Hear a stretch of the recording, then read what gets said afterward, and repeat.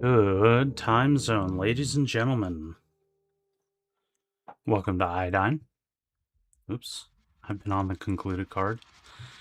I'm your host, Benny, and today we are doing some writing. So let's get into it. I apologize for the long intro there.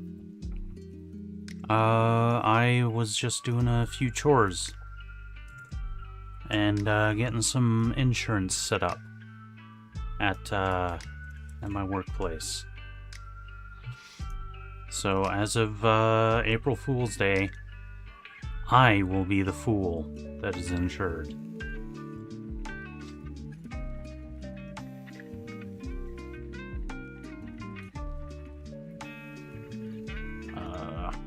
Pomodoro sauce.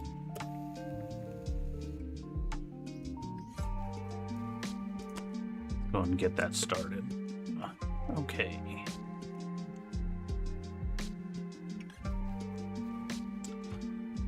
And let's go and pull up.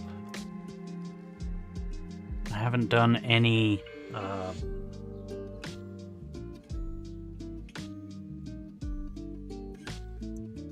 AI gens this week.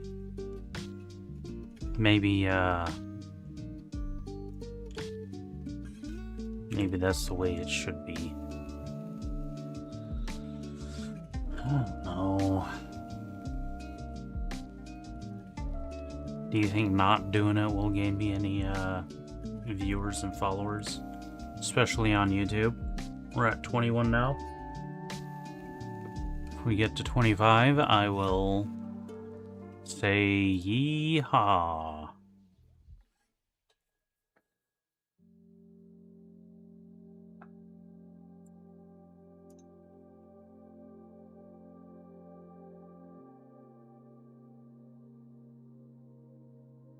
What am I looking for? This. Been playing a lot of Dragon Quest Builders. That game is awesome.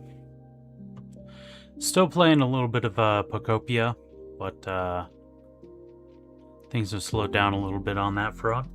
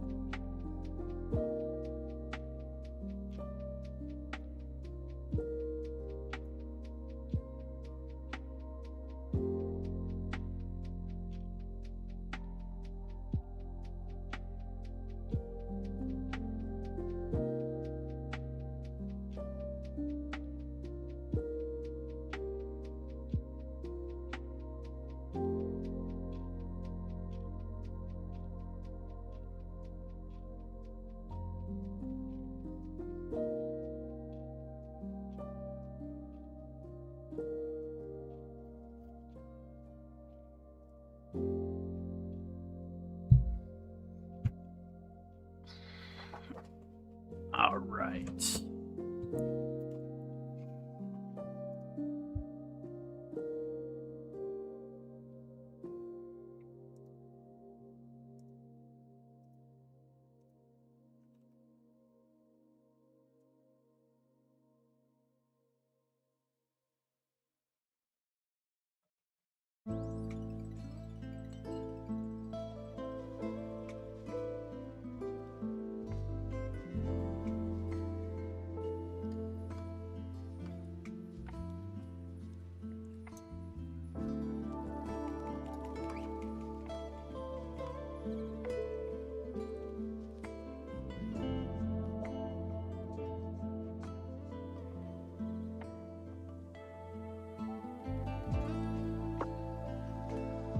Pixa provided a map of the immediate area and general guidance toward the planet's primary settlement.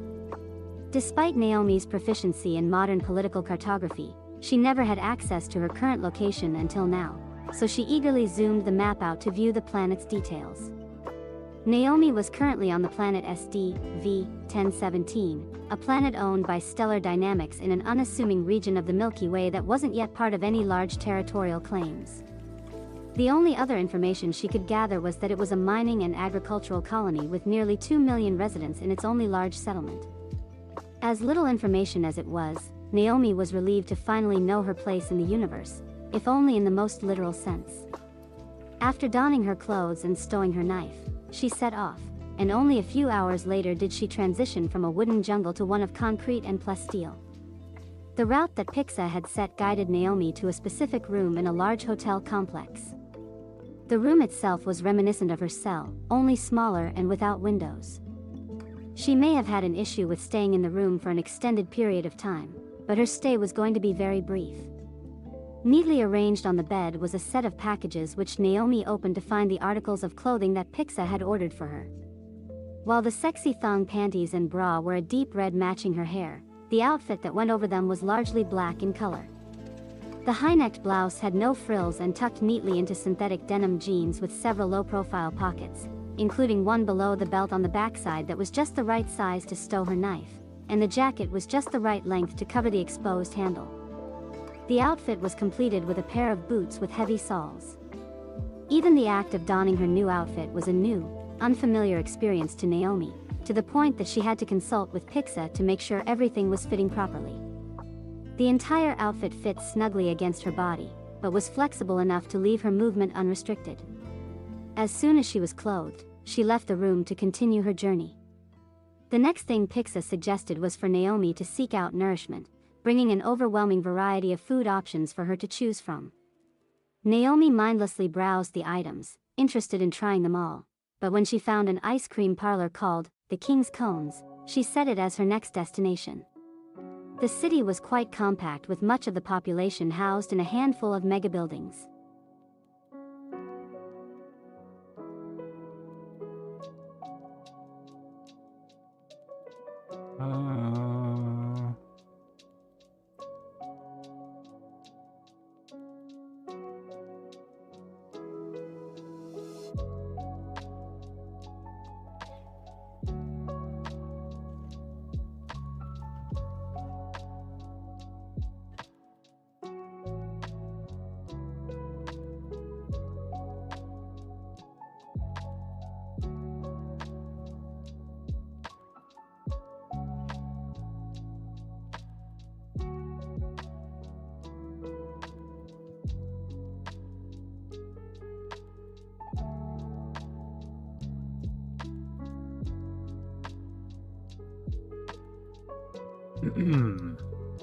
The city was compact with much of the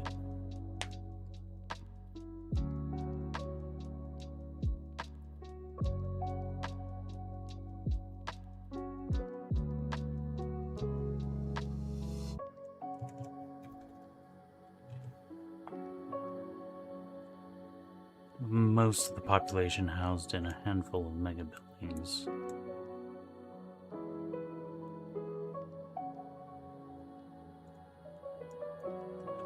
Mega building.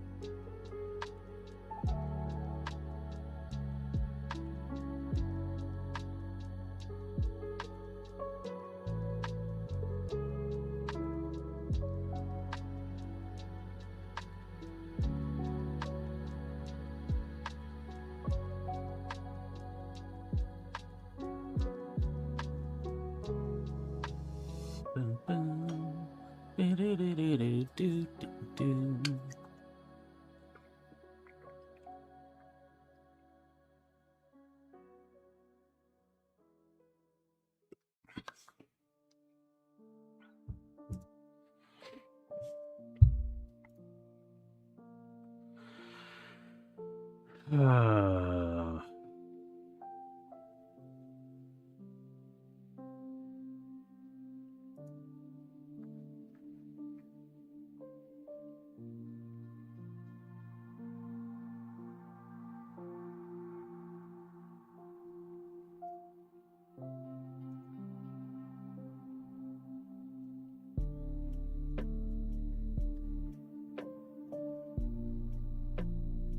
there, Y. Welcome in. How are you today?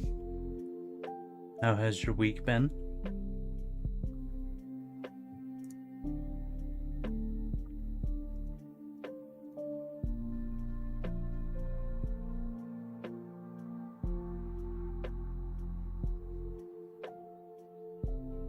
A little under the weather. I'm sorry to hear that. What flavor of weather are you under? If that makes any sense. How, like, what specifically is your,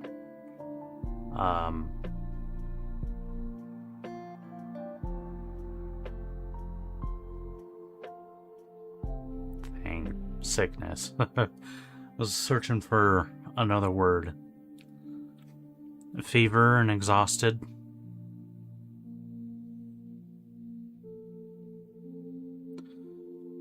Do you take any over-the-counter, like pain relievers?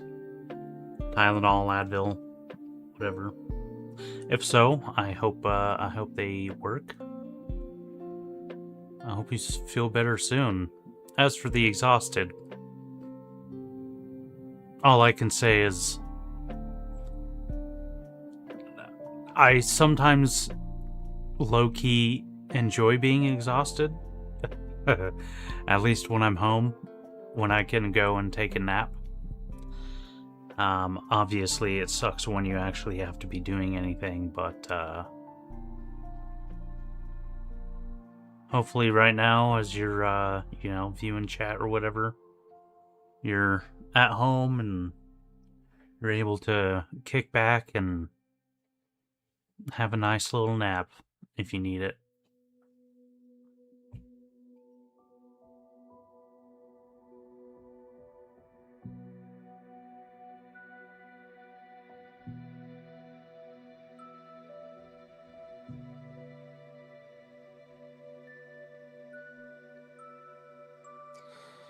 Often when I've got a fever, when I'm sick, I'll curl up in bed, I'll bed rot, and put on just weird horror. Not like weird horror like Lovecraftian, eldritch horror or whatever, but weird, like, not traditional.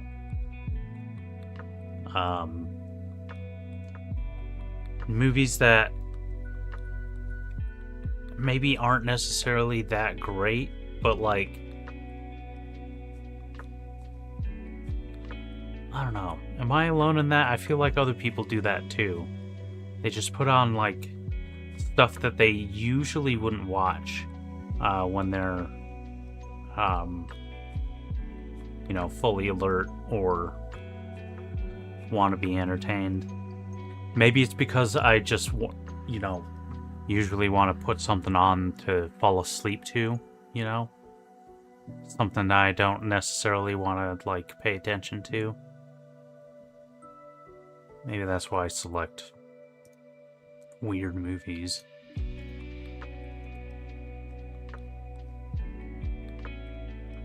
There's this one that I've been trying to get through that I've watched like 3 different times before. It's very, very divisive in who loves it and who hates it. Like, there seems to be no middle ground. Except for me, I guess. Called Skinamarink. Came out a few years ago. And yeah, It's weird. It's very slow paced, and honestly, often when I'm watching it, I just wonder, am I actually sick, or is this movie making me sick? I don't know. That's probably not great to to hear if you're the one that made it. There's this guy on YouTube. I don't agree with a thing that comes out of his mouth, but his voice puts me to sleep every time.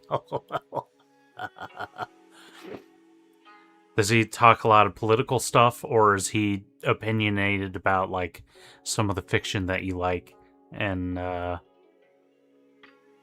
yeah.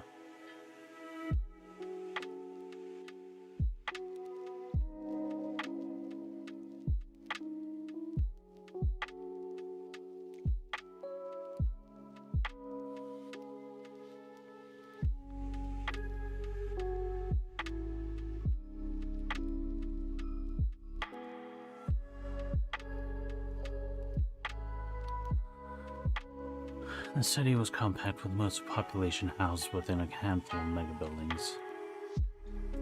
Opinionated about everything and his logic sucks. Yeah.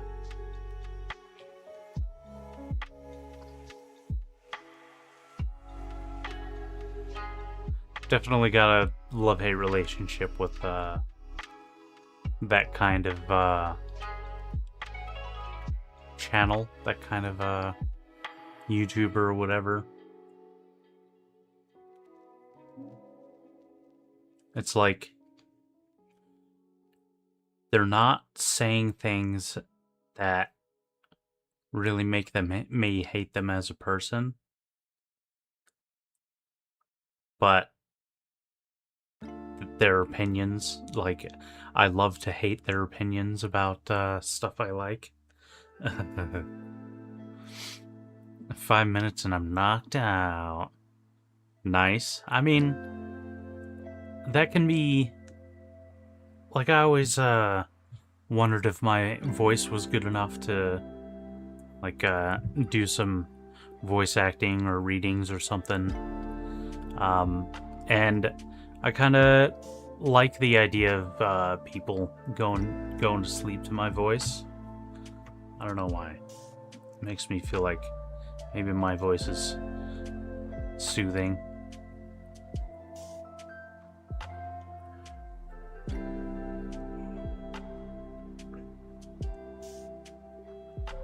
Handful of mega buildings.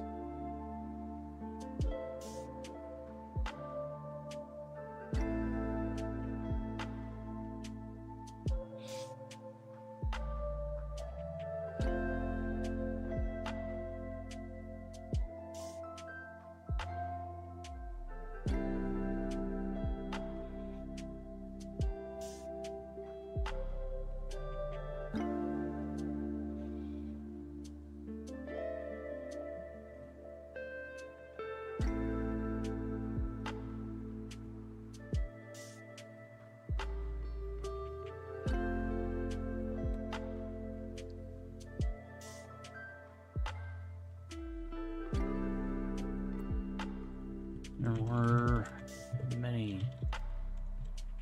wrongs and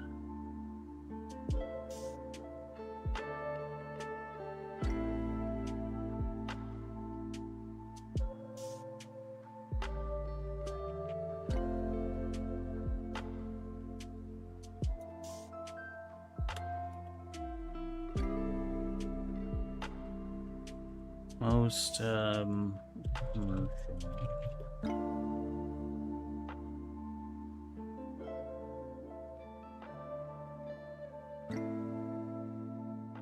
His voice works for me until he starts fussing with his chat.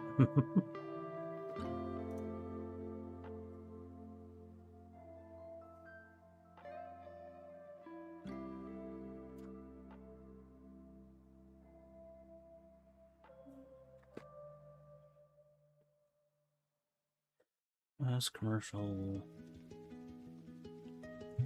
services.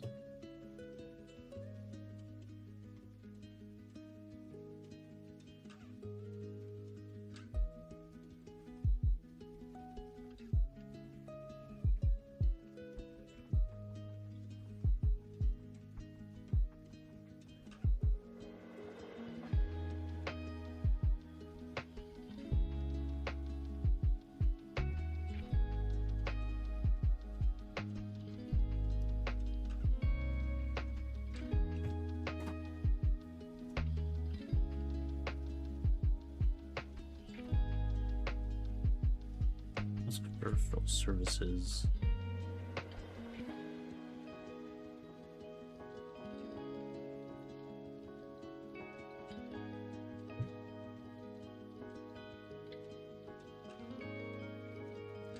Also resided inside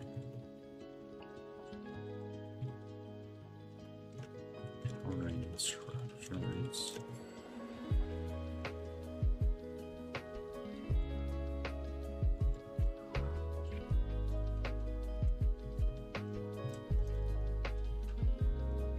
Still growing slightly on Substack, but I don't know if it's worth the time. I see.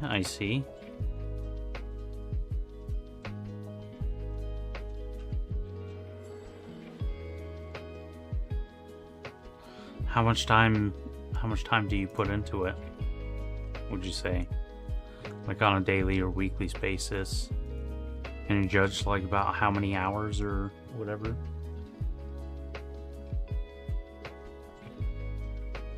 Just working with Substack.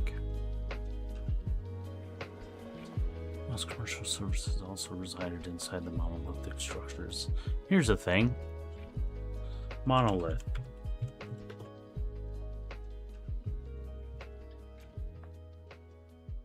A large single upright block of stone, especially one shaped into serving as a pillar or monument.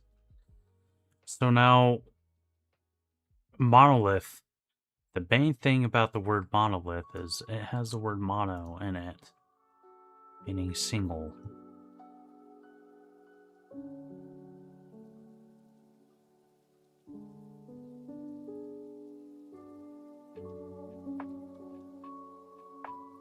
Megalith?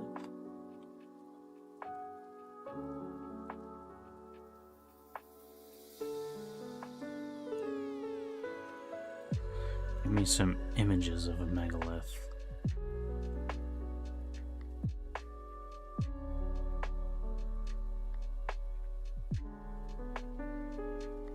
Spotlights. Doesn't seem to do anything for my bottom line. Yeah, keeping engaged with so many different things.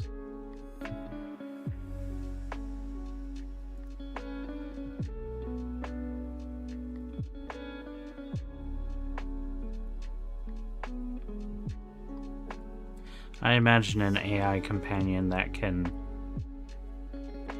bring you, that is smart enough, you know, at a certain point it understands you enough to be able to bring you only the information that you would like to interact with, you know. Like, it won't actually bring you,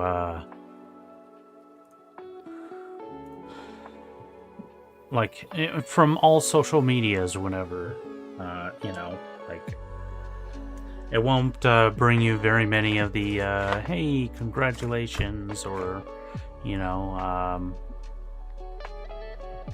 I enjoyed reading, you know, the short answers, the ones that don't really expect a reply or whatever. It really only bring you, like, from all your different social medias, only the content that you want to engage with. Like, I guess that's basically what social medias do anyway, but this companion would be almost like Google's thing, Google notifications or whatever. I don't know what I'm talking about. But it just it gets so time consuming to go and look at everything and respond to everything. And I mean, maybe I could be a little bit better about that myself personally, but I don't really have all that much that I need to respond to at this point, you know? I don't have a whole lot of people interacting with me. I need to put myself out more, I guess. I need to do more posts.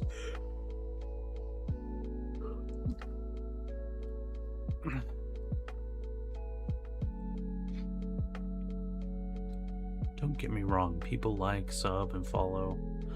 The statistics show that they're doing it without reading or listening to anything. Yeah. You know what? I get a lot of Discord messages from people.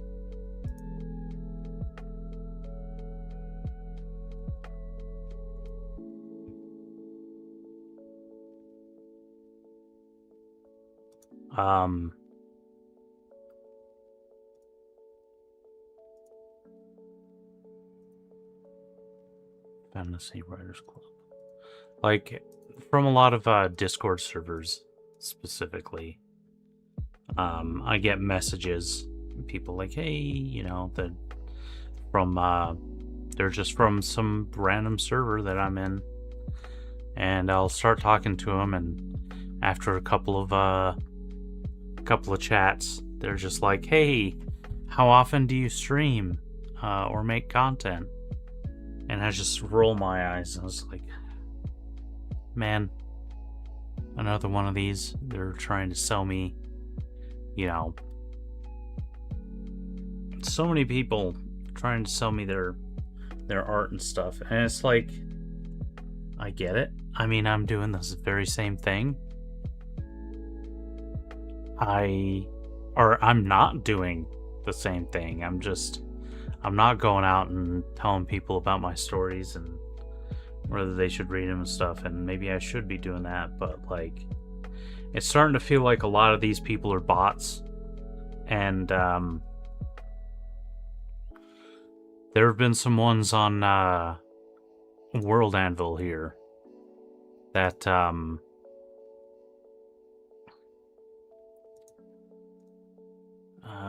don't know if, yeah, but they've been commenting on the latest chapters of my book, and then when I interact with them, saying like, hey, you know, thanks for reading or whatever, they'll start talking to me, and then they'll get my Discord and start talking to me in the Discord, and pretty soon after that, it's like, hey, why don't we make some characters? Why don't we make some artwork of some of the characters that you're writing about? And I had this one person, you know, start asking me about this specific character in my latest chapter, and it felt really nice and genuine, and I was like totally sucked in and everything.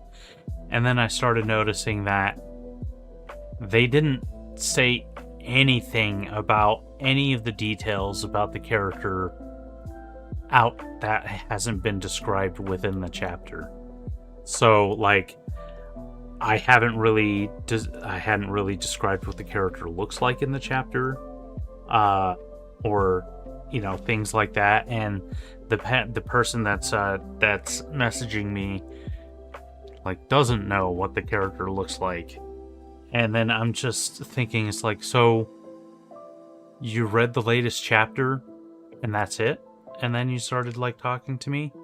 And then I started thinking, what if they didn't even read the latest chapter? What if they just put it into like ChatGPT and told it, it's like, hey, write a positive, you know, response to these words, and then after that they just take over and start, you know, doing whatever. So I don't know, sometimes it's feeling like they're not even reading it. It's just more AI slop trying to get me to pay for something.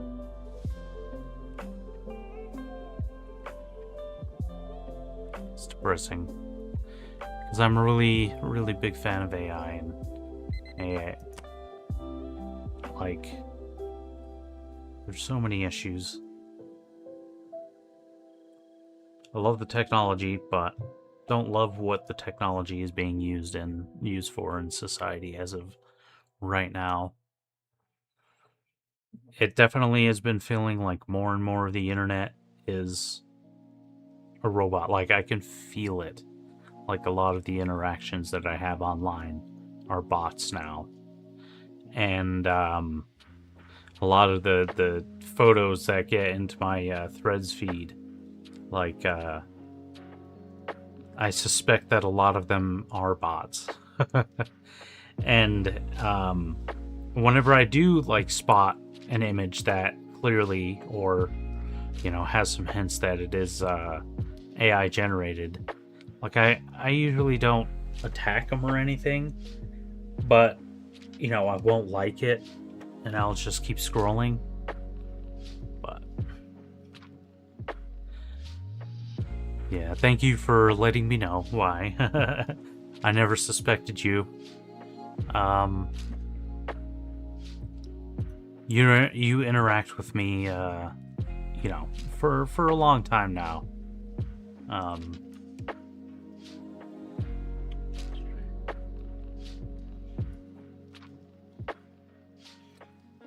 That's awesome. How did you help out?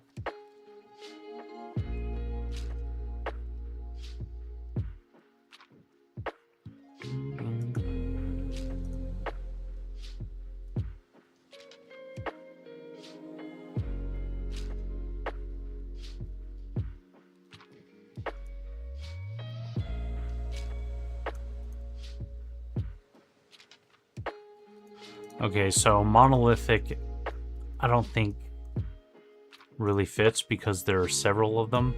You can't say like several monoliths. Like, I don't know, that just seems weird to me. Let's just say massive.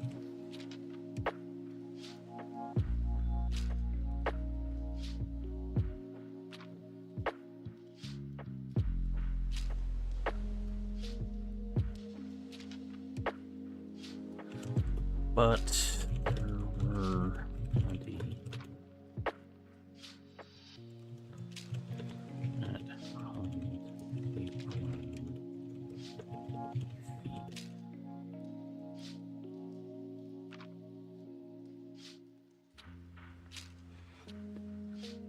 They're trying to add a timer on their stream using the streamer bot, which is C#. So I sent the code. Nice.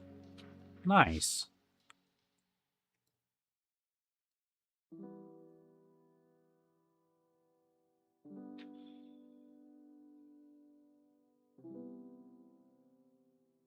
I knew a little bit of C++. Monolithic is usually made of a single material. That's exactly what I'm thinking, Hayden. Welcome in, by the way. I was trying to use it to describe a city like Kowloon Walled City. Didn't think it fit for me either. Looking for a while now. Thanks for the lurk, I appreciate it. So I have to let them know I'm a girl. LOL. Sir is gender neutral. I don't know. I feel like Kowloon Walled City could be considered monolithic because I just listened to a podcast about Kowloon Walled City a few days ago. Like, while it actually did start as a few different buildings, as the population started to grow and as they started building it up, like they just started building all kinds of bridges across like the different floors of the different buildings and stuff, and to the point that there were so many crossings and like every square inch of space was being used, that by the time that they finally started removing people from it, it was basically just one giant huge building.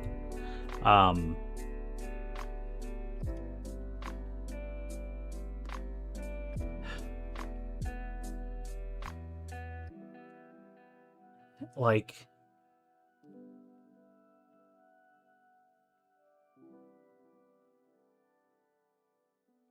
it's an enigma. Wish I could have seen it. That's exactly what I was trying to. That's exactly what I was trying to articulate here. I really wish I could have seen Kowloon Walled City. I wish I could have gone to it and explored it and maybe done some business in it and stuff. Maybe ate at some of the restaurants or, whatever inside it. But at the same time, and I know there were a lot of people that, like, it was their home. They had lived in Kowloon Walled City their entire lives. But, like, for a lot of people, like, I'm pretty sure Kowloon Walled City there was a lot of suffering in that place. And,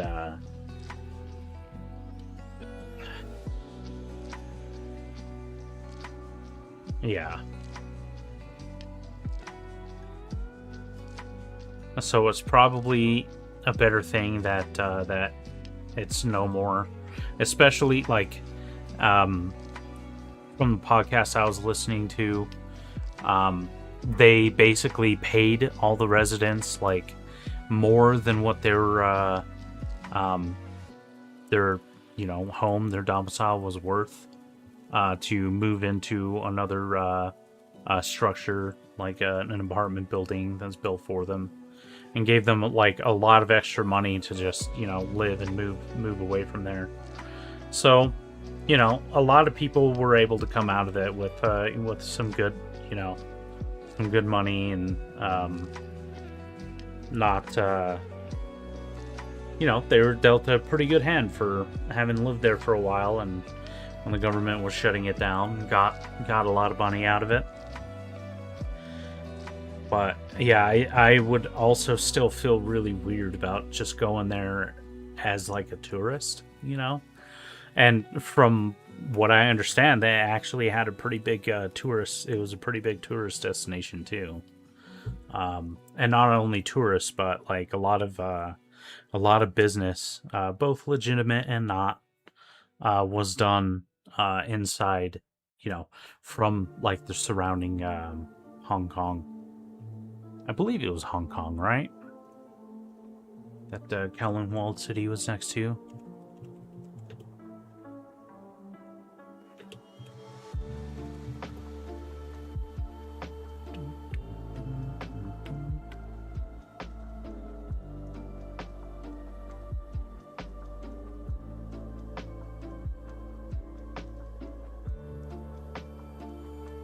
Former British Hong Kong, that's right.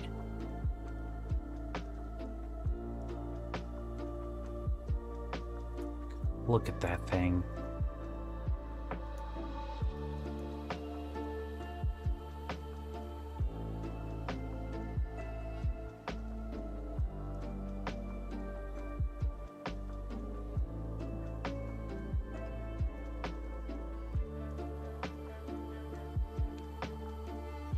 There's a place in Japan that has a mini recreation for people to walk around, like, small sections. That's cool. Like, it wasn't in the podcast that I was listening to, but in some stuff that I read earlier, like, it was impossible to map the entire thing. It just couldn't be done. Like, there were so many passages and paths that had built up over time that, like, creating a map of the Kowloon Walled City was just an impossible feat. It couldn't be done. Like, there were so many elevation changes that a flat map, like, you couldn't even do a flat map of even a single level, let alone every level of the thing, because there were so many stairs that went up a level or down a level or up half levels. Like, a single level wasn't uniform across the entire thing, so like any flat maps couldn't do it justice. And um, yeah, it's wild. Like, backrooms is becoming a really big thing nowadays, you know? Like, the whole idea of getting lost in this massive maze of underground tunnels and hallways and whatnot. Like, it's becoming a thing. There's even a big movie coming out about it. But could you imagine going through Kowloon Walled City, especially after they had evicted pretty much everybody, moved everybody out? Like, you could easily get lost there.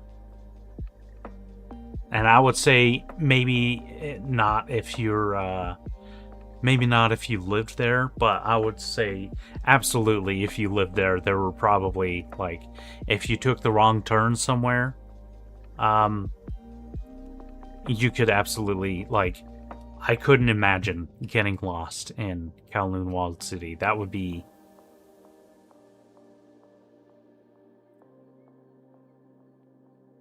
Man, imagine if I was a tourist and got lost in Kowloon Walled City. That would be flippin' terrifying, I think. But it's called Warehouse Kawasaki, but it closed in 2019. Aww. Try to model the city in post-apocalyptic world, but I scrapped it. Modeling how? Like 3D modeling, like Blender or Unreal Engine or something? Or are you talking about like plotting it out, like you know, doing word designs? Just basing a location on it. Nice, nice.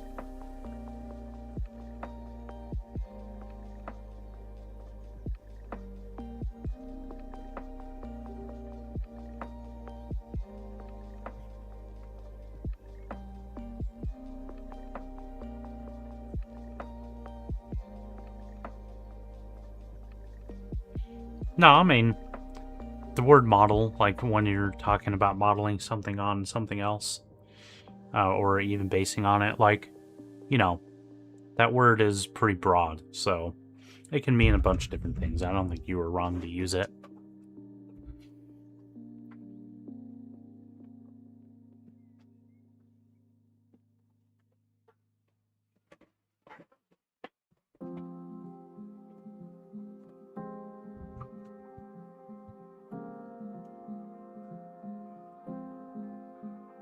But there were plenty of businesses that hugged the ground around the feet of the...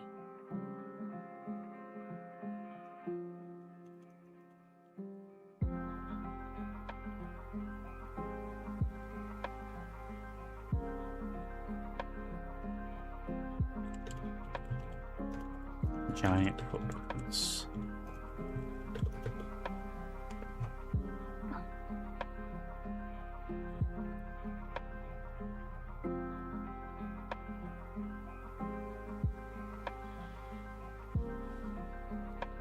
So it sounds like you do some sci-fi writing?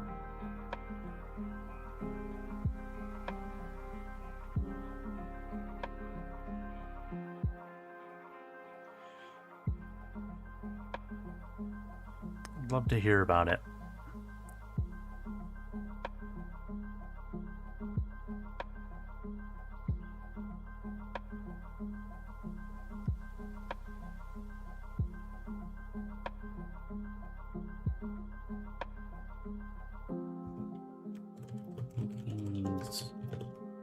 Homes.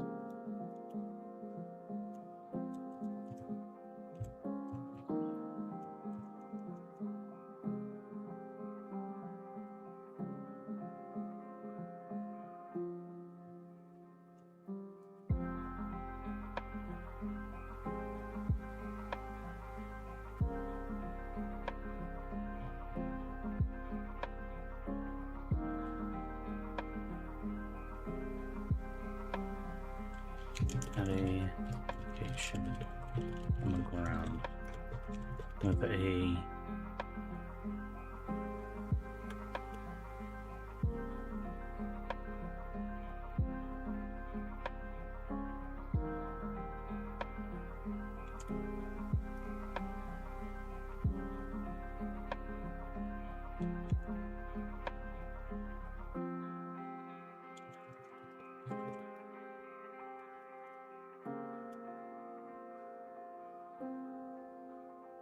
seems dystopian cyberpunk that you're working on, right?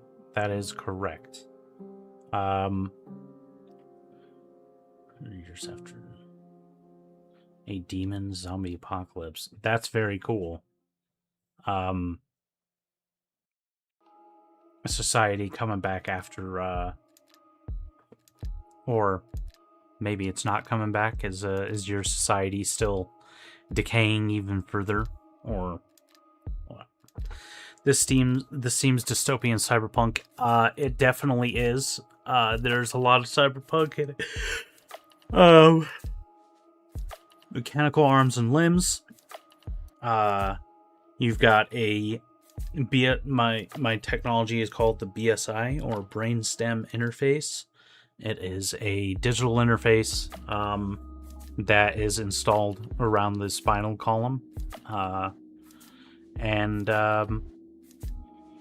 people can interact with digital environments even at the speed of thought. And it can fully simulate everything that the brain interprets from the spinal column, including vision, audio, touch, smell, and taste. All those good senses. And artificial intelligence in this world has continued getting more and more powerful and reliable, to the point that artificial AI companions can appear to people as, just as regular humans. Some of them, people don't realize are AI. AI has been doing some weird things. Different AIs doing different weird, creepy stuff, but not necessarily in this story. But it's also a space sci-fi. So one of the original reasons I started writing in this universe, my universe, the Terminal Abyss universe, is we have a ton of cyberpunk sci-fi. There's plenty out there. And then there's also a ton of space sci-fi. But I kind of found that a lot of space sci-fi, doesn't have a cyberpunk element to it. There's not a lot of space sci-fi where, there's digital digital interactions with computers through brain interfaces. There's not a whole lot. Sometimes you'll get some artificial intelligence stuff in there. Sometimes maybe you'll get some robotic limbs and mega. There's a lot of mega corporations and stuff in space sci-fi, but I didn't feel like there was enough. I didn't feel usually if it's space sci-fi, there's not a whole lot of cyberpunk elements, and vice versa. In a lot of cyberpunk sci-fi, there isn't a whole lot of space opera. If there is, then it's usually very close to Earth, and usually they just reside on Earth. And so I really wanted to blend the two. So there's a very healthy cyberpunk slash space sci-fi going on in this whole series. King cones had a location on the ground. The view of the sky.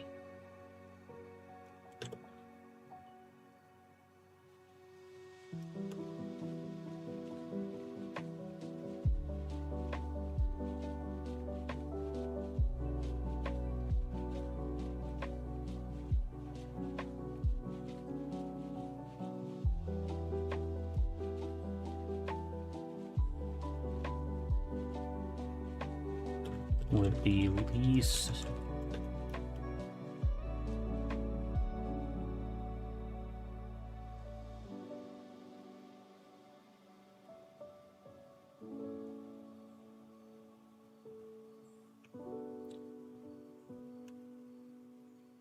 at a location on the ground with one of the least obstructed views of the sky. Within the city.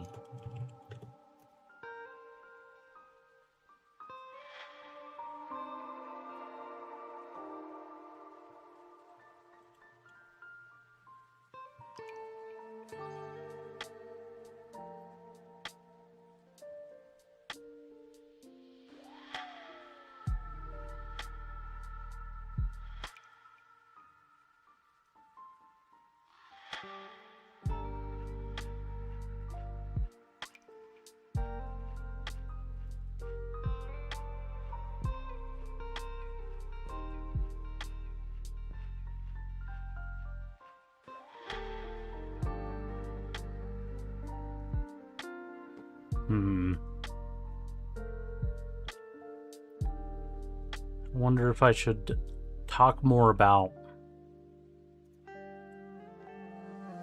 Because this is the first time that she's ever seen anything like this in reality.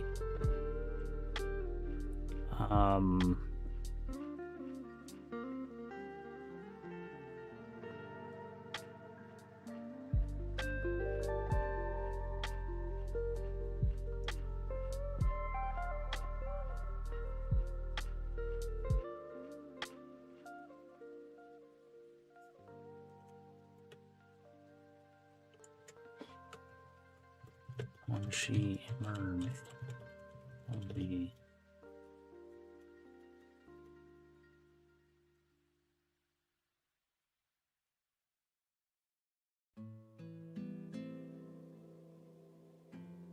her first view of the city sent shivers down her spine.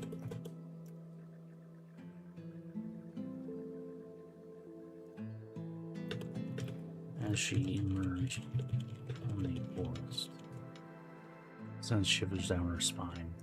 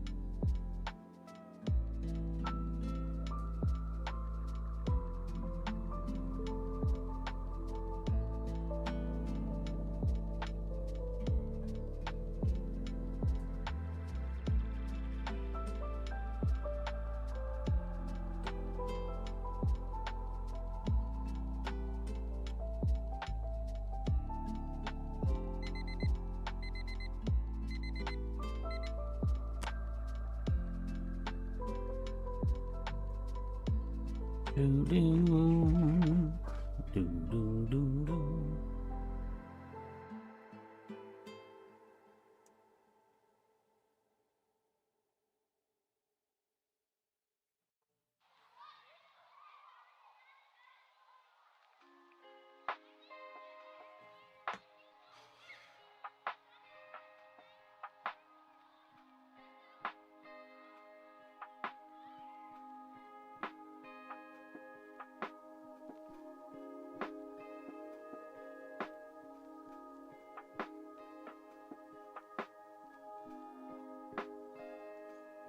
While I do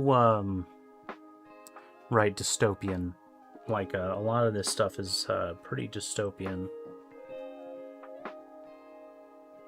I also, realize that, like, somebody asked me, or I saw this on social media, on Threads a little while ago. People were asking, would you want to live in the world that you're writing? And I think it was generally leaning towards like a sci-fi thing, but I suppose it could also be a fantasy. And like a lot of people were saying, no, definitely not. Like it's absolutely a dystopia, or if it was like fantasy, there's a lot of really dark fantasy out there. A lot of like based on Game of Thrones, a lot of very shady stuff happening, and a lot of violence, and a lot of suffering. And that's true in my universe as well. But it's not unless I was a protagonist. You need the plot armor. Fair enough. That's very fair. But like, in my stories, I still talk about, all the bad stuff that's going around, like all the dystopia and the violence and the suffering that happens in this universe. But for the vast majority of humans, like in this society, things are pretty good. Like, that's the brainstem interface technology. I really I would really like that. Like that it's so cool. And sure, it could be used to trick people really easily, make people believe that they're talking to somebody that they're not, or in a place that they're not, or in some cases people are basically just brains in jars connected to BSIs and they live their lives entirely digitally. That doesn't seem so bad to me, and sure, there's people that take advantage and hack people's BSIs and make them do crazy stuff. And sure, there are some hostile artificial intelligences that masquerade as humans and force people to do things and they don't even realize it. And sure, sometimes there are AIs that trap people in their BSIs and make them live in horrifying realities with no way to escape. But like, there are also some pretty cool video games, man. And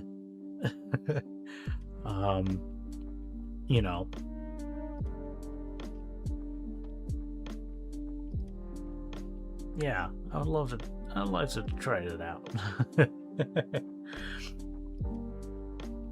I've said for years, I just want a person's HUD. Yeah, exactly. Actual VR. And I've been writing a little bit of that in like every story I've written in this universe here.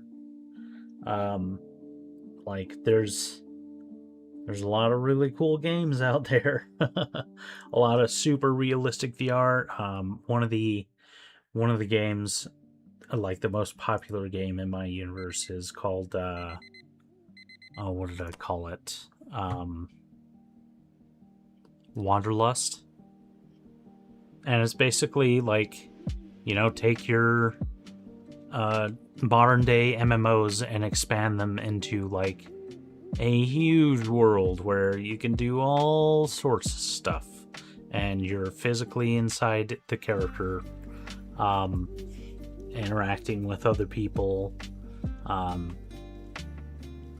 Yeah, it sounds really freaking cool. And a personal HUD, yeah, in this part of the story here, Naomi is using her HUD to have the artificial companion Pixa guide her through the city. She's got a little mini map that she can bring up at any time.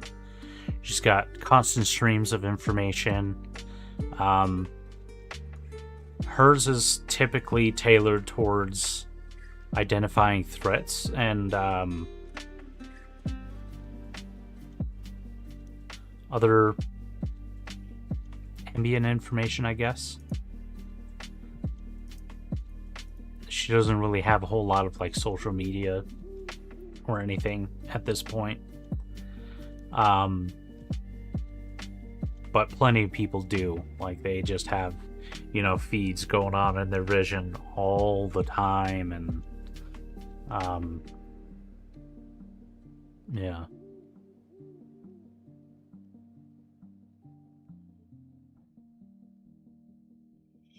There are a lot of people in this world that,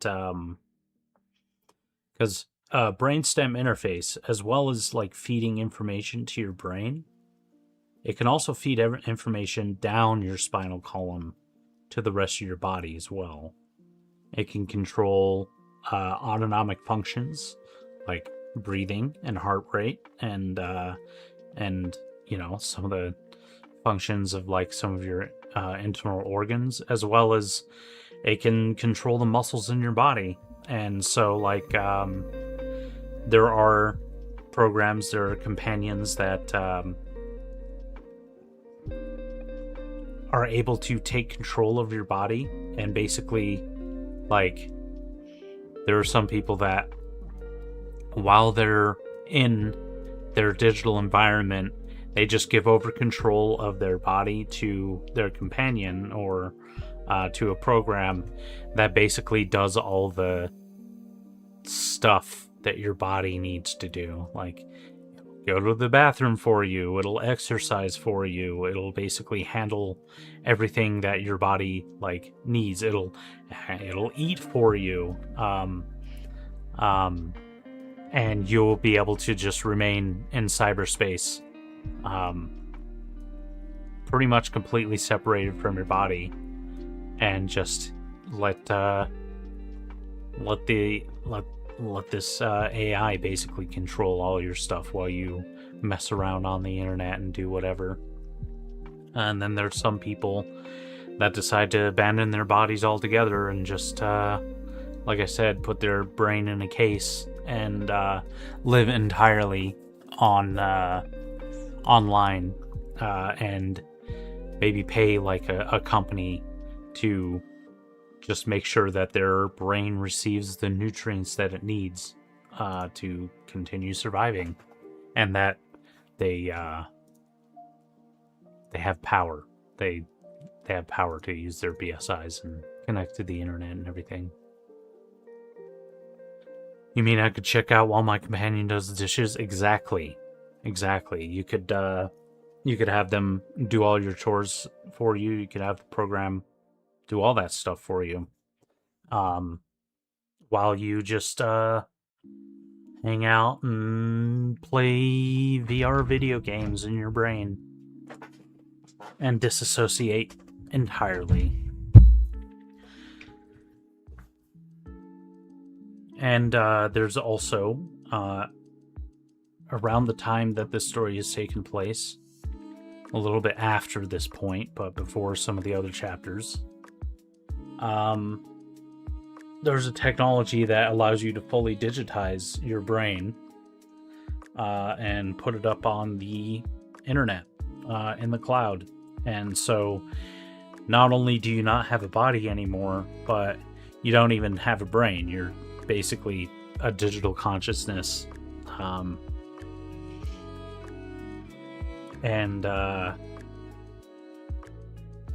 Yeah, you can do some pretty crazy things on the internet when you're fully digital consciousness.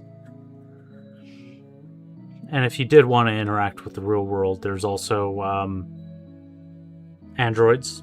People are making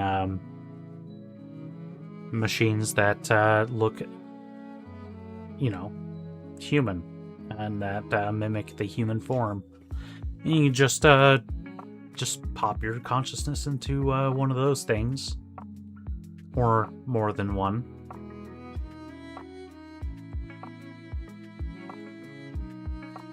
Yeah.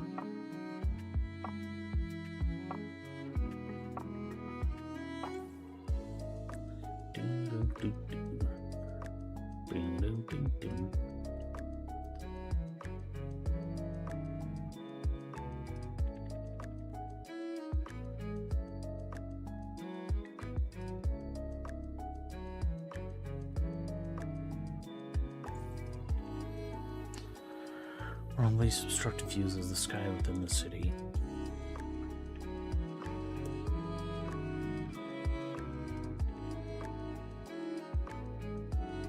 I get the downsides, but still, exactly. That's exactly what I'm talking about. And I love writing about the downsides, about like the things that the ways that this technology could go wrong. But the ways that it could go right, man, like, I'd absolutely live in this world if I had this easy enough access to a brainstem interface.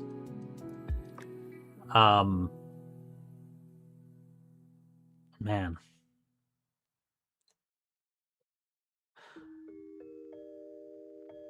It would be so cool.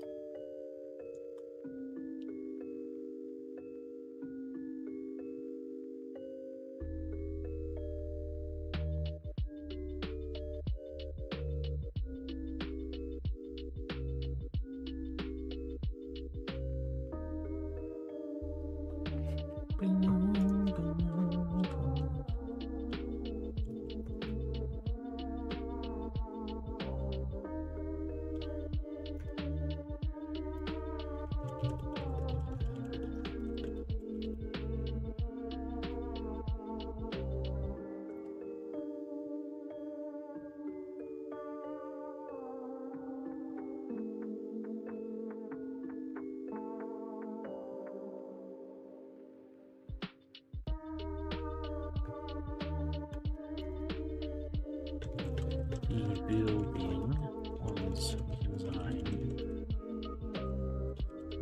mind.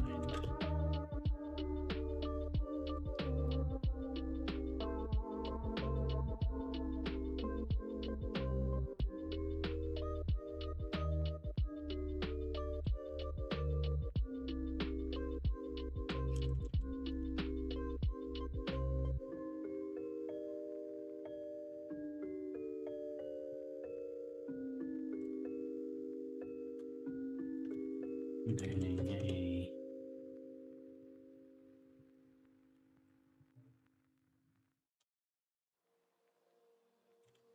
large glass domed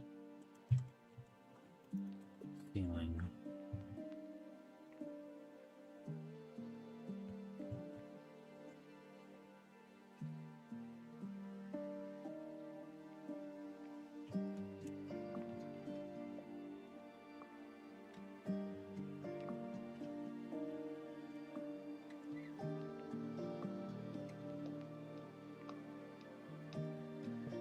Just like writing with the others.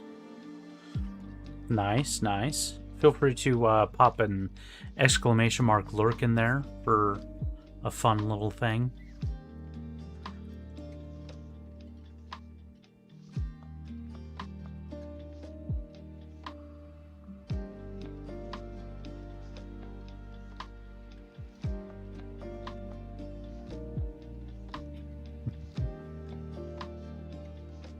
We see you exploring worlds while we write ours. That's what I thought.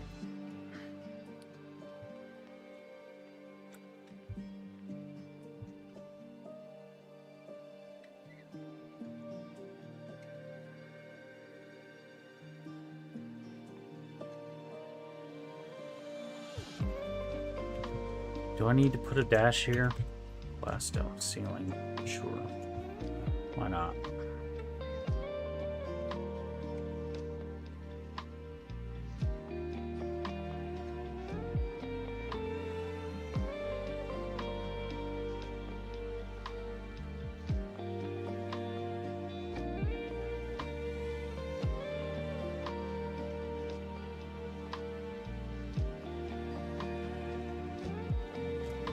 Choice analysis.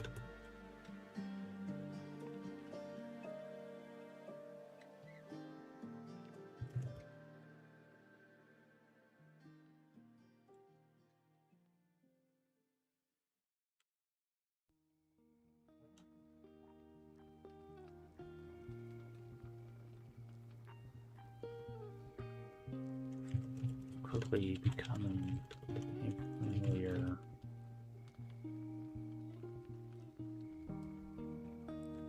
concept to Naomi since she escaped.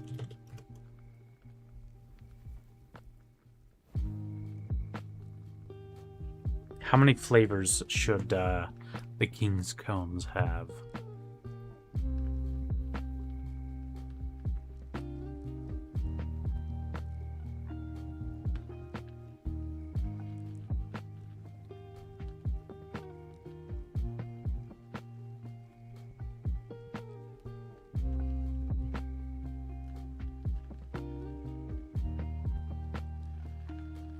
$70. Yeah.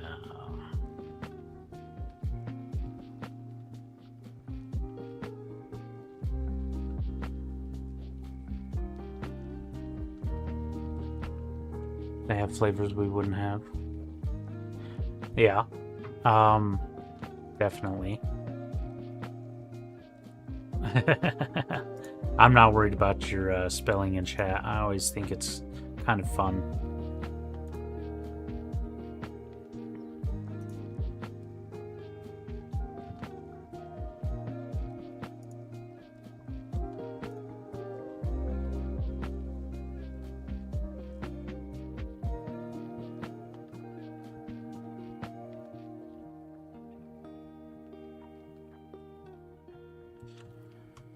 With over 70 base flavors, dozens of over 70 base flavors,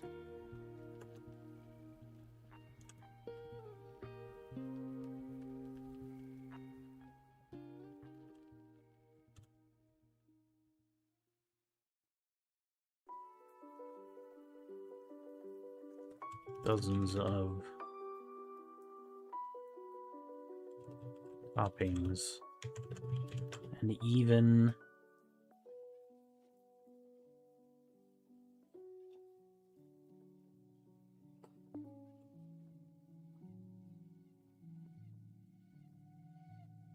often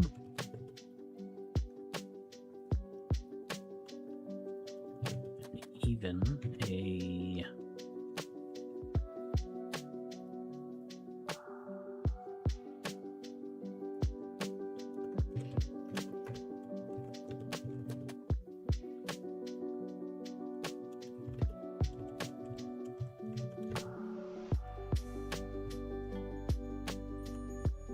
or new flavor synthesis.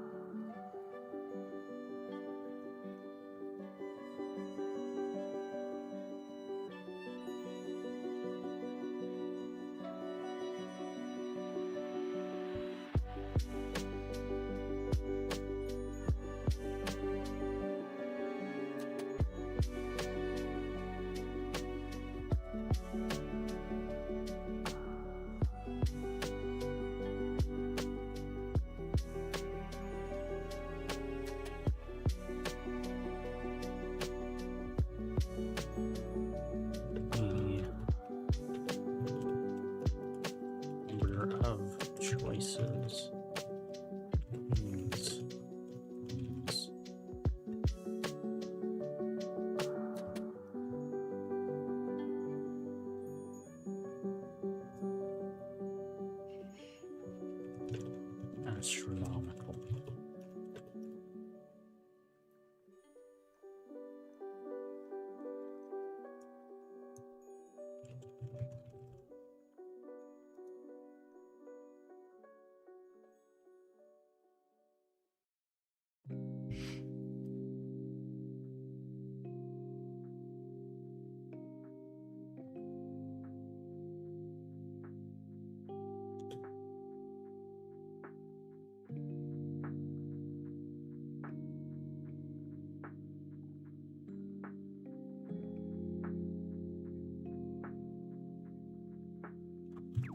Eventually,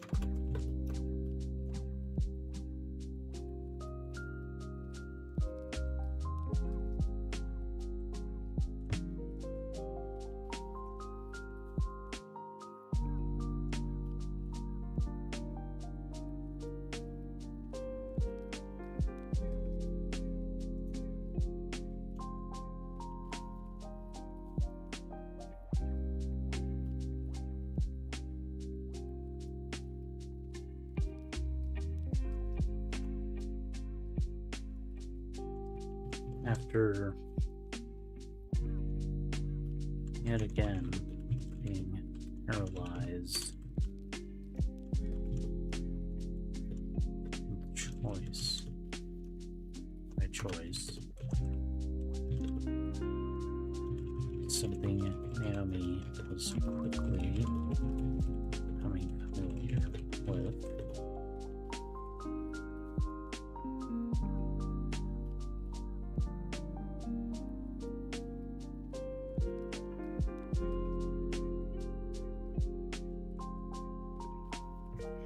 All right, which flavor did because it was a viewer who actually decided on this flavor. Honeycomb flavor.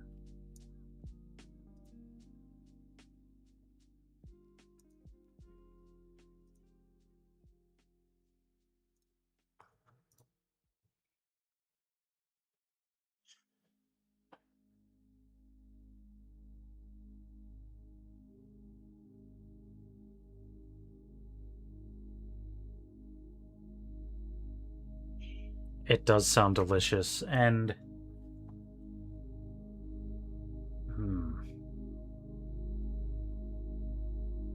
well, now I'm kind of wondering, should I get ice cream for dinner? I don't know if I don't think we have we could probably find some kind of honey flavor, but apparently specifically the honeycomb flavor is a popular thing in the UK, where King Poyo lives, the person who chose the name of the restaurant and the flavor. We decided on the basic honeycomb.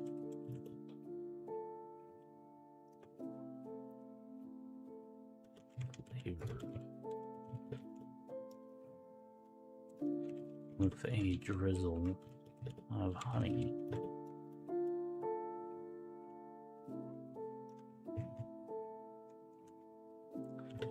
Extra drizzle of honey on top.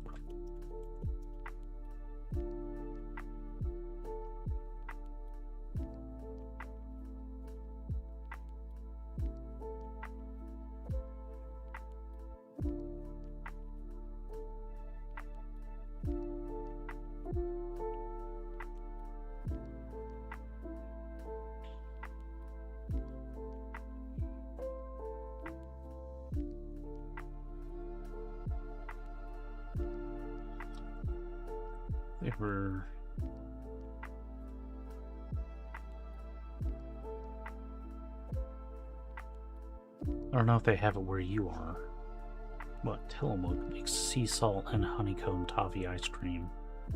Now, is that one flavor sea salt and honeycomb, or is that sea salt and honeycomb?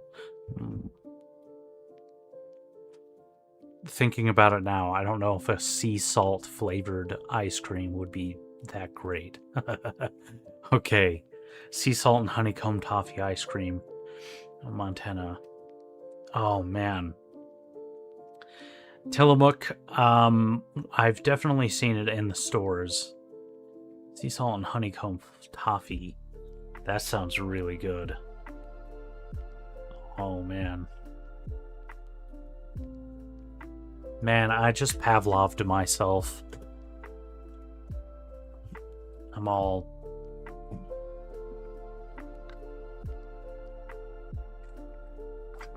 My mouth is watering.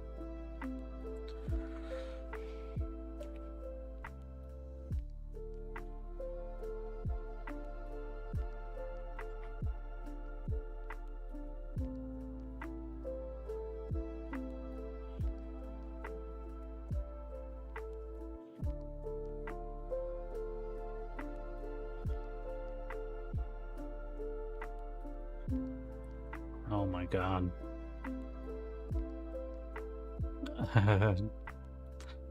12 miles to the closest store without a car. I'm sorry to hear that. Maybe you have some other snacks or treats you can treat yourself to instead.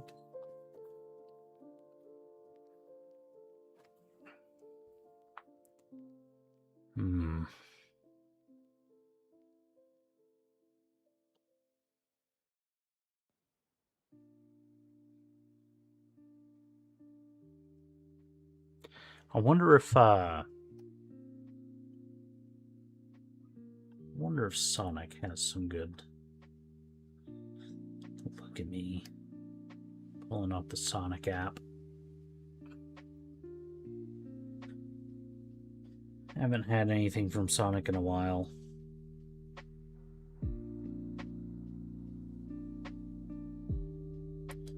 Oh, sign in, man.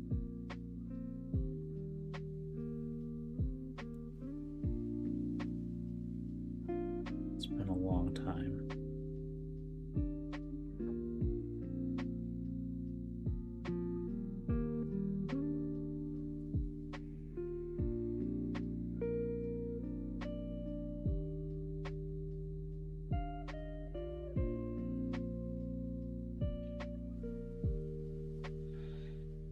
Oh, chocolate ice cream, but it sounds boring compared. Ice cream is still ice cream, man. Yeah, sour Samrock slush. Okay. Menu.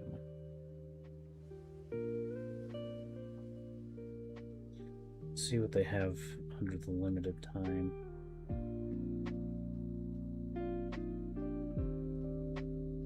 Strawberry horchata cream slush.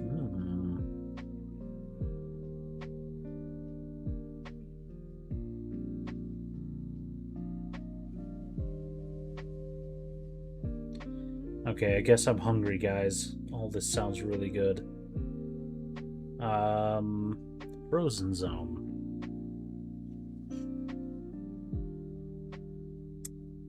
Sonic Blast with Oreos, Reese's, M&M's. I usually get a cookie dough blast. Chocolate chunk, turtle truffle. Okay, shakes. Oreo peanut butter master shake. That sounds good. Cheesecake master shake. I do like those.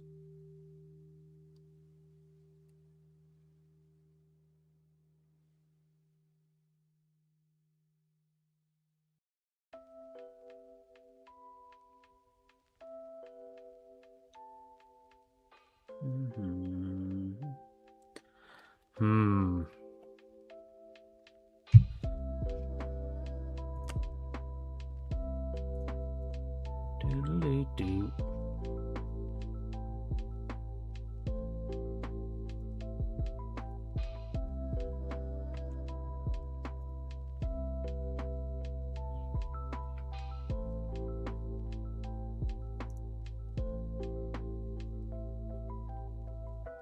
Honeycomb ice cream.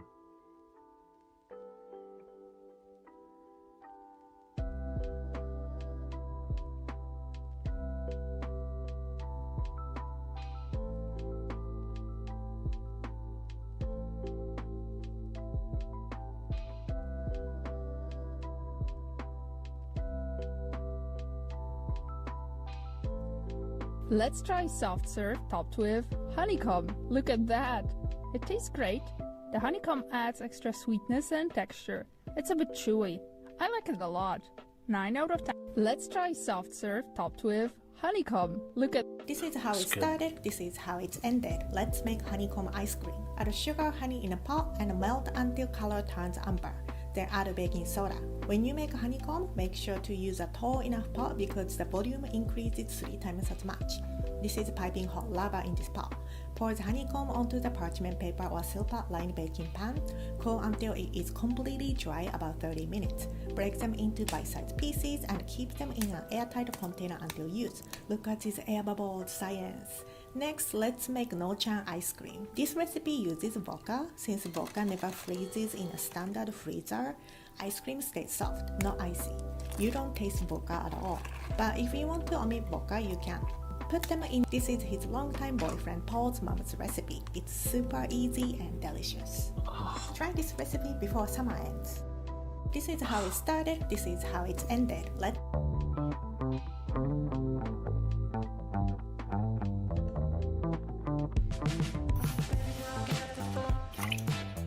The 5-piece right here, let's go.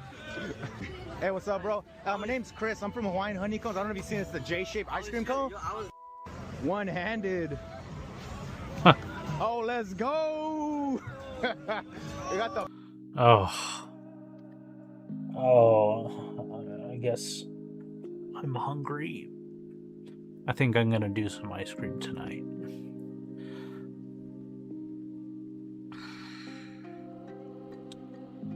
Oh.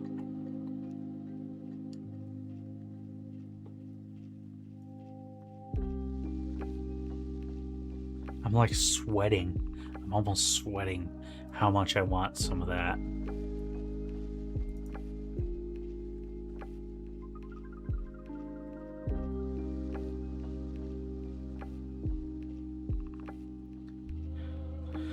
I will treat myself, and you also treat yourself, Hayden.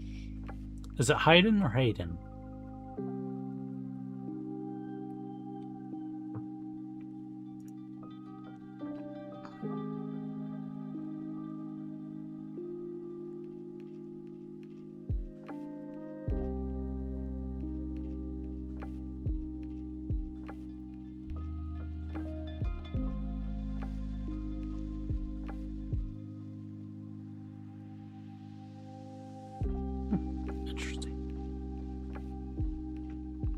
Every time I hear Hayden, I just think of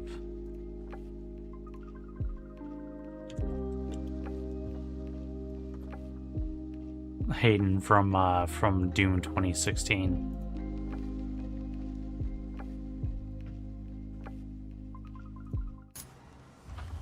I'm willing to take full responsibility for the horrible events of the last 24 hours, but you must understand.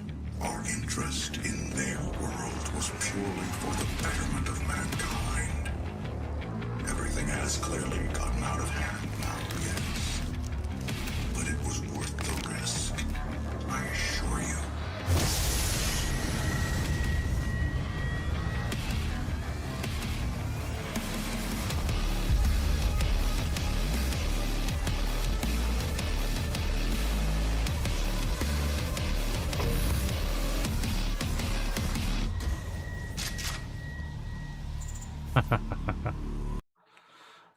One of the greatest intros of all time. Any video game of all time. Doom is cool, man. It means heathen. I didn't think that far ahead when I made it.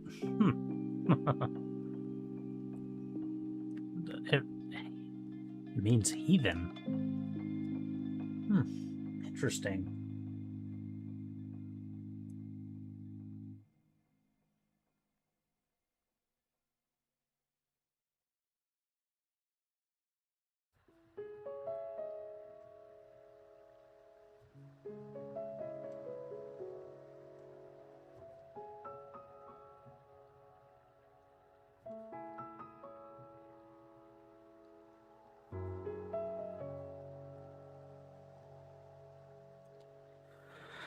An extra drizzle of honey on top. By the way, this is going to be my last stretch here. And then I'm going to go and get some food. Some ice cream.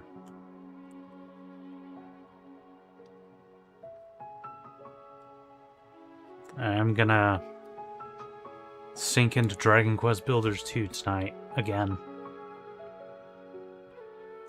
I don't know if I'm going to stream it or not.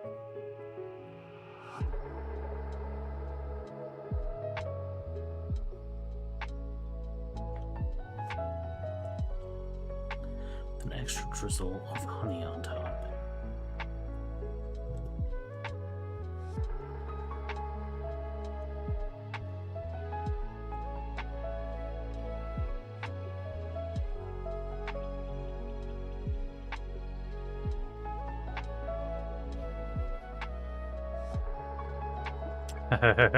BSI would be useful, yeah.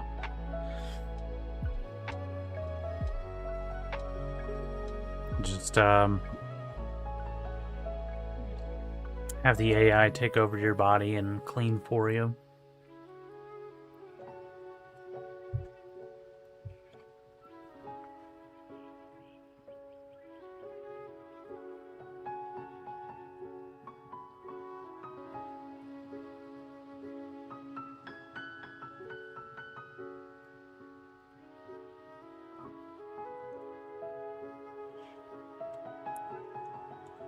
An extra drizzle of honey on top.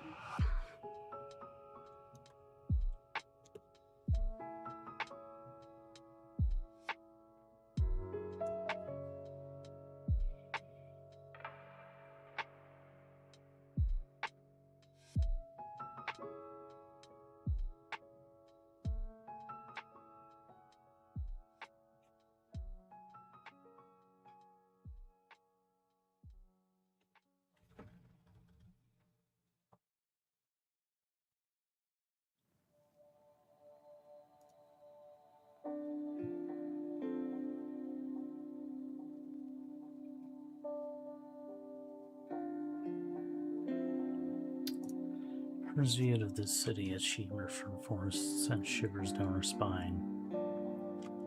She never...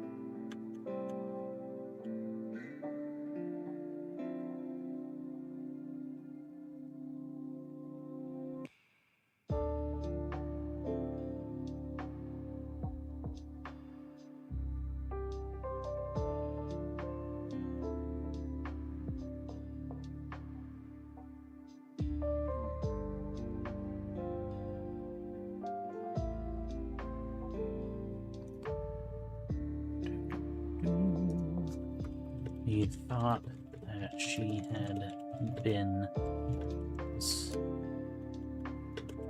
20 kilometers away.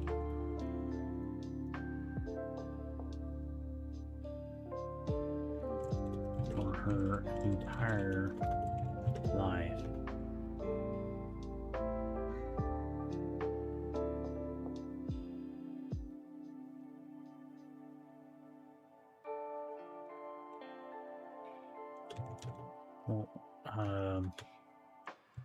Was bittersweet.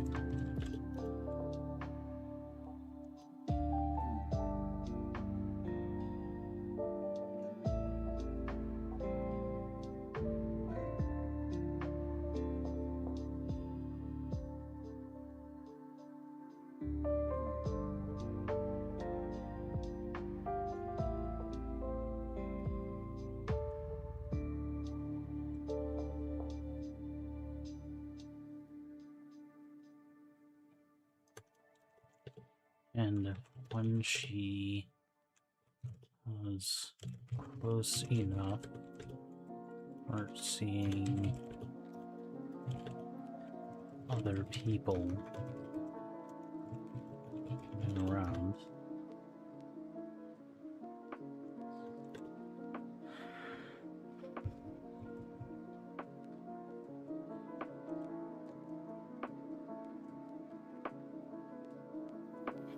She was filled with a mix of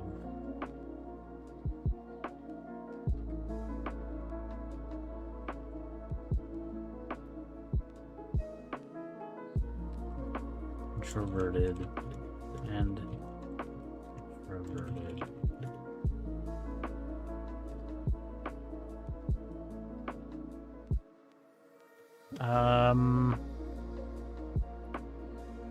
A mix of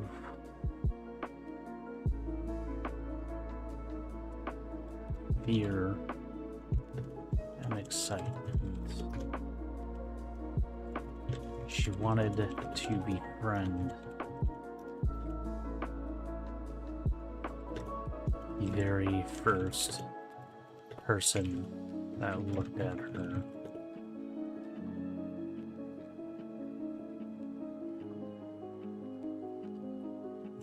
But she had also been conditioned to consider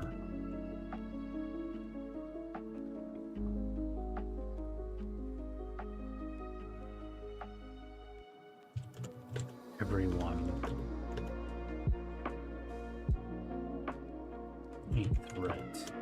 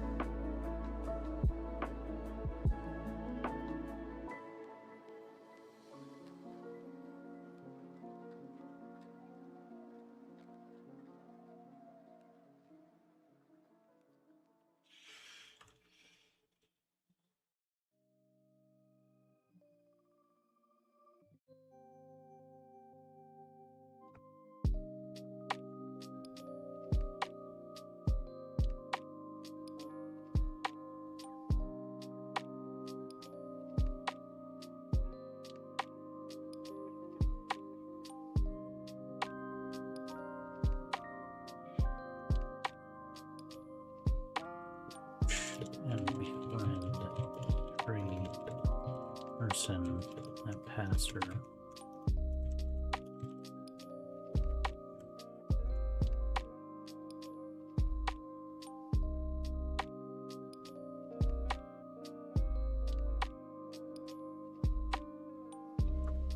Resisting the urge to reach out was even easier as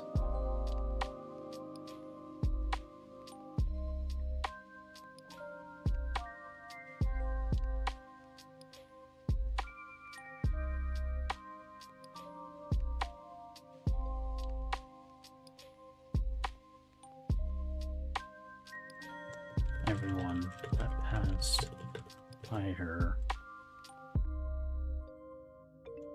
carried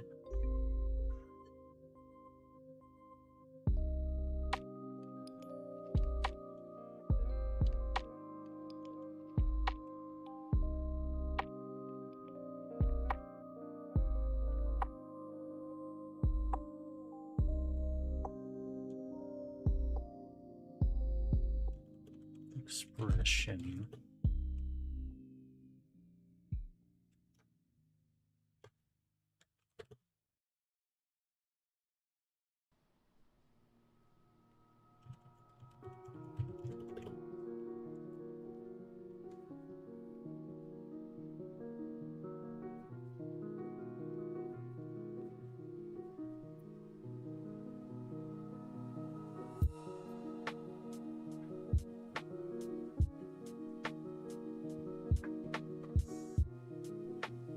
Everyone at Best Pyre expressed a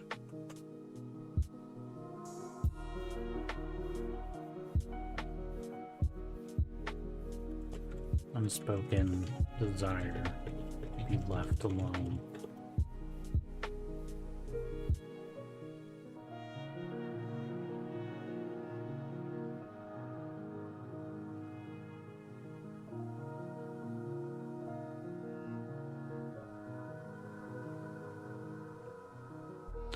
I don't know if desire is the right word.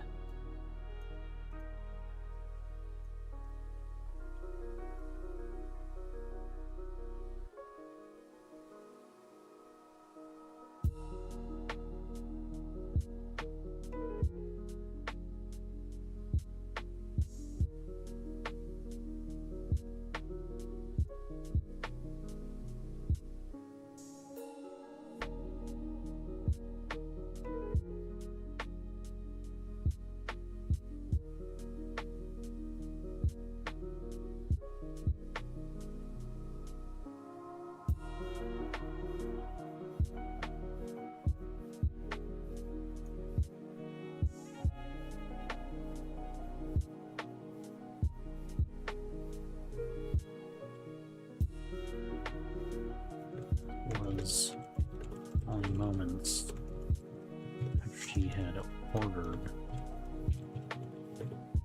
that a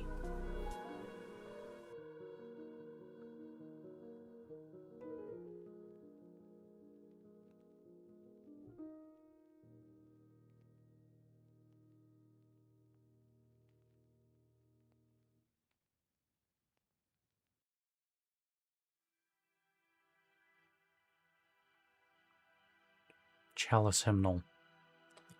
This is a great song. So let's bump it.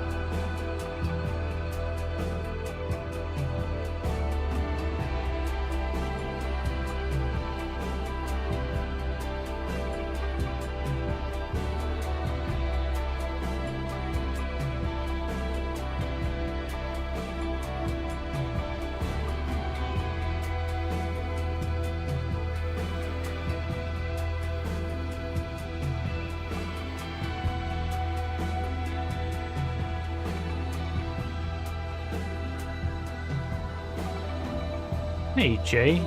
Welcome.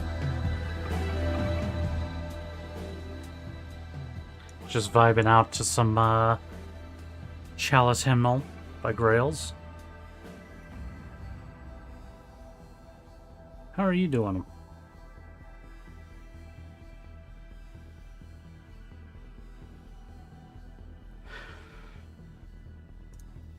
It was only moments after she had ordered that a young woman wearing a tacky chicken-shaped hat delivered the cone to Naomi.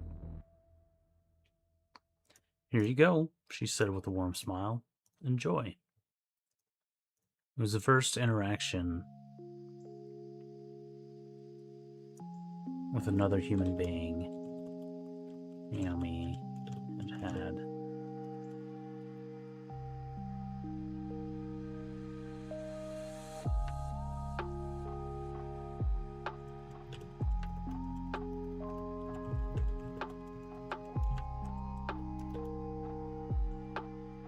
I'm doing all right. Doing all right.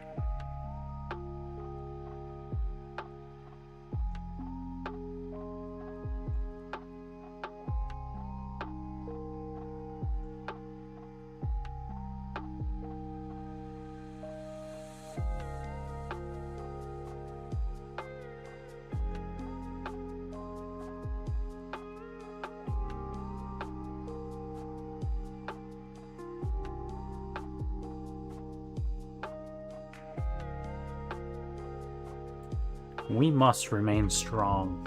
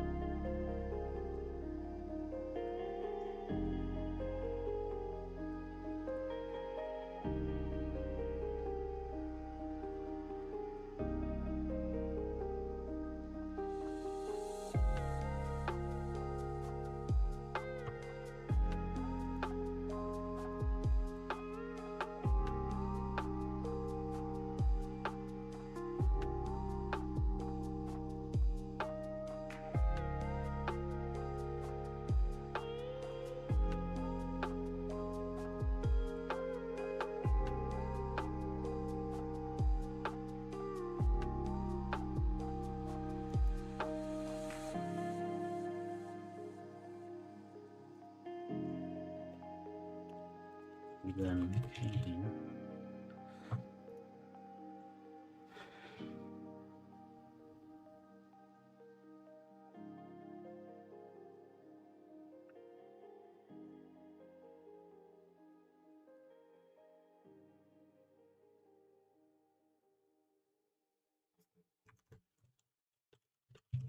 neat.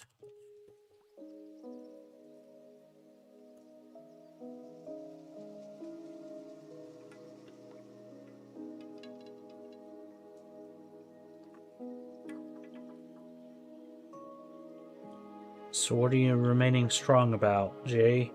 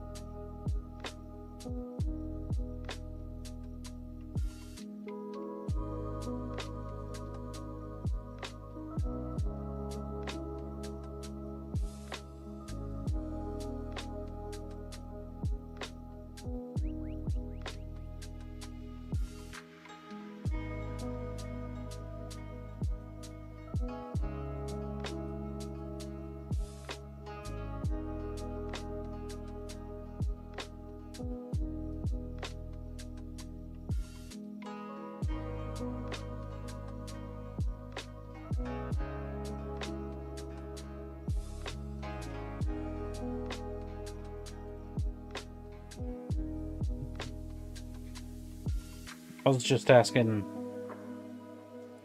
Is there any particular reason why you say you must remain strong?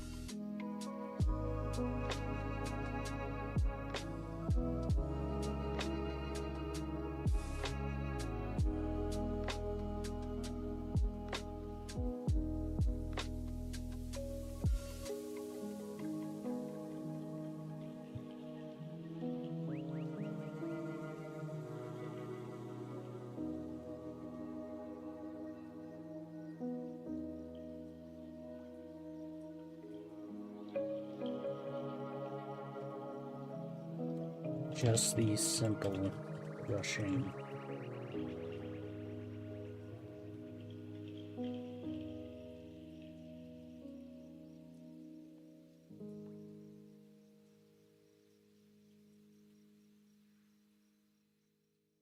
Of fingers. Yummy.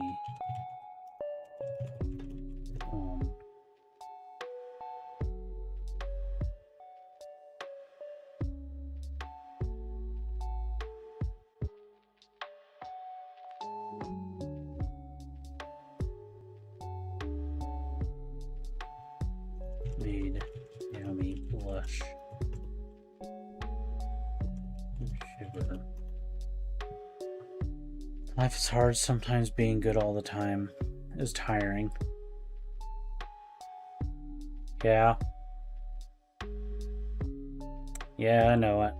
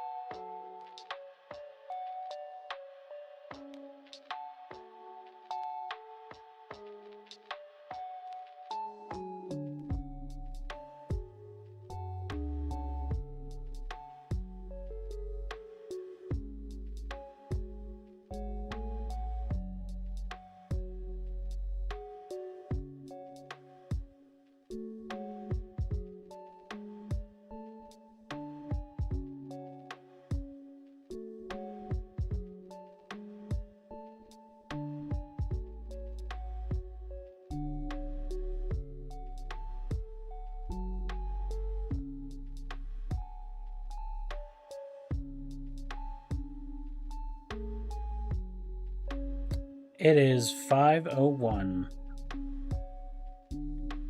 p.m. or 17:01 if you're nasty.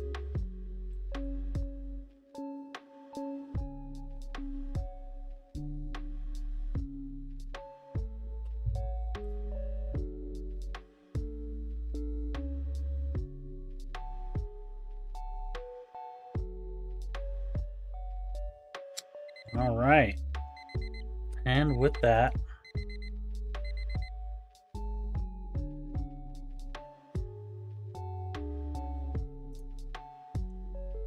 I think I am gonna call it.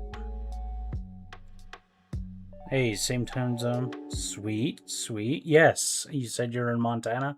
I'm down in New Mexico. Yeah. I was actually born in Montana. Missoula, I believe. But moved down here when I was like 2 or 3. And I've been living here in New Mexico ever since.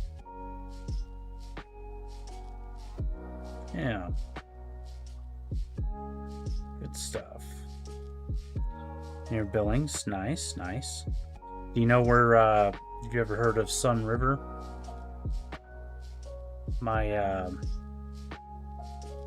grandma on my dad's side lives up there.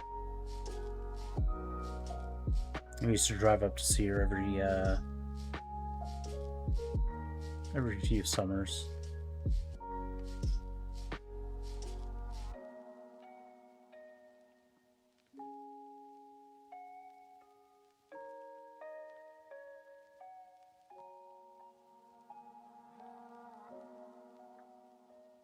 It's nice, quaint, small town. I suppose, well, I haven't been there in a hot minute. Probably a couple of decades by now. But, yeah.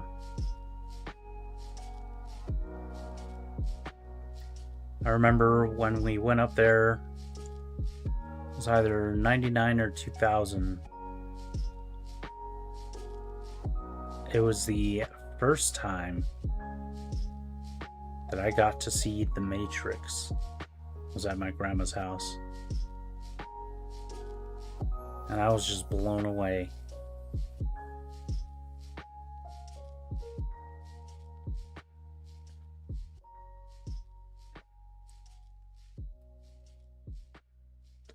Definitely life-changing. Man. I remember we rented it from a little video store just down the road, and we walked to it and back. I think The Matrix was my first DVD that I had ever owned, but I wonder if that might have been the first DVD that I had ever seen. I can't remember if we rented it on DVD or VHS.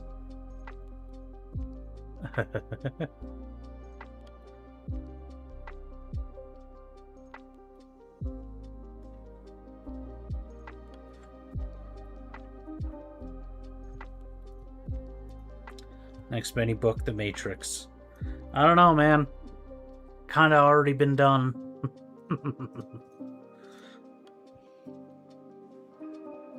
Alright. First grown-up movie was Independence Day. That's a good one. That's a good one. Oh man, I've seen Independence Day so many times. Whenever I see it pop up on any of my streaming services, it's pretty much a guaranteed watch.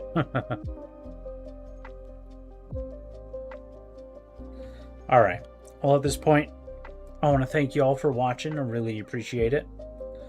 If you are on YouTube, make sure to like and subscribe.